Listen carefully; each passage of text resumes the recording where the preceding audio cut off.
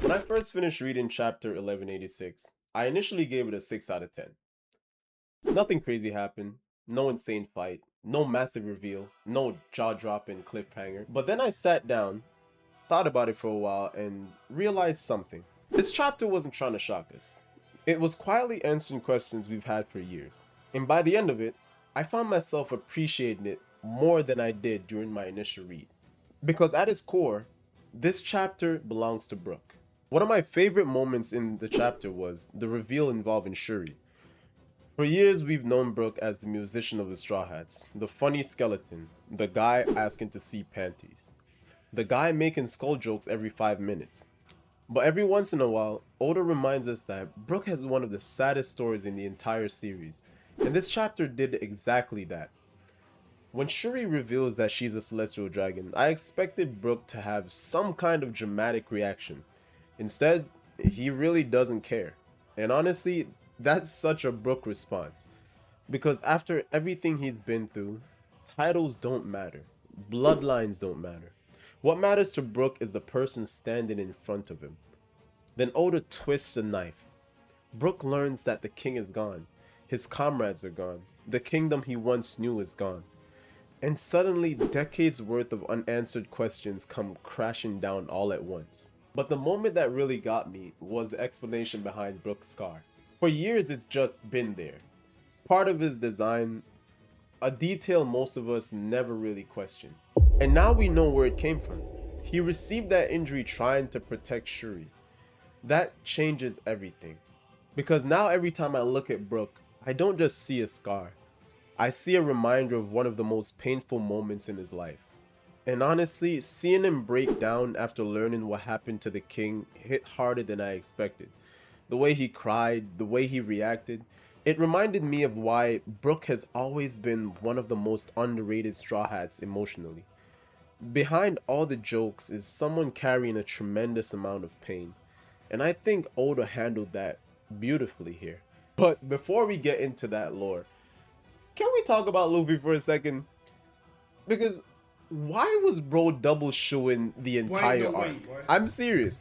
Luffy had sandals underneath the Elbaf boots this entire time. Nobody questioned it, nobody brought it up. This man was literally wearing shoes over his shoes. Only Luffy could do something like that and somehow make it seem normal. Anyways, back to the chapter.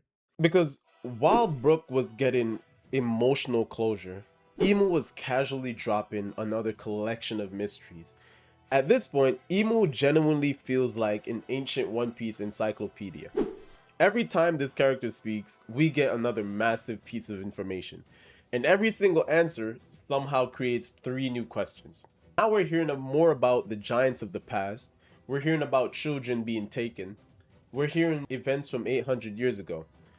And what stood out to me most wasn't even a specific reveal. It was the implication. The feeling that we've seen this before.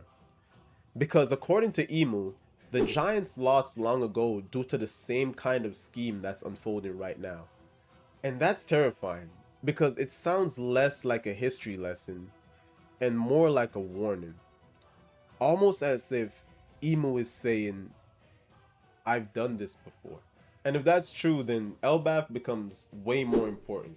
Because suddenly this isn't just a battle, it's a test. Can the Giants avoid making the same mistakes their ancestors made? Can history finally be broken? Or are we watching another cycle repeat itself? That's the question I'm leaving this chapter with. And honestly, I think that's exactly what Oda wants us to think. Another detail that stood out to me was Usopp's comment about the ice.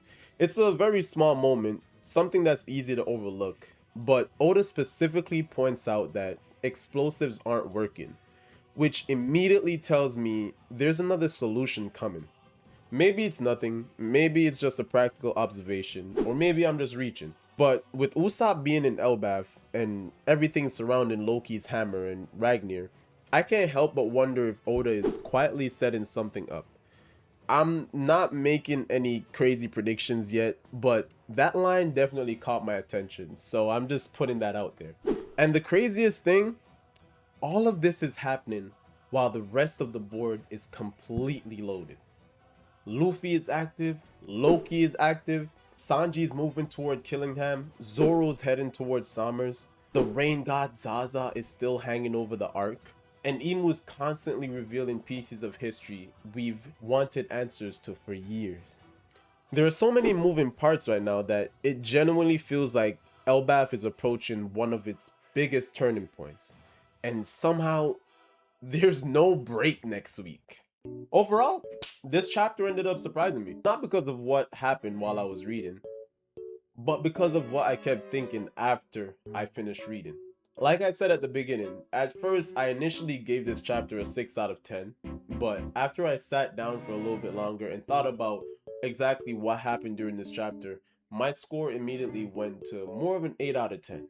It wasn't a chapter built on shock value, it was a chapter built around payoff. Brook finally got answers. The mystery surrounding his scar was revealed. The lore surrounding the giants of Elbaf also got deepened. And Elbaf's future is way more intriguing. So let me know your thoughts on chapter 1186. How did you feel about it? Was the pacing good? Did it surprise you? Was any of the reveals in this chapter something that you thought would happen? And how much would you rate this chapter? And what do you think when Emu was mentioning the giants of 800 years ago? Let me know your thoughts in the comments section below, and until next time, I'll catch you then. Peace.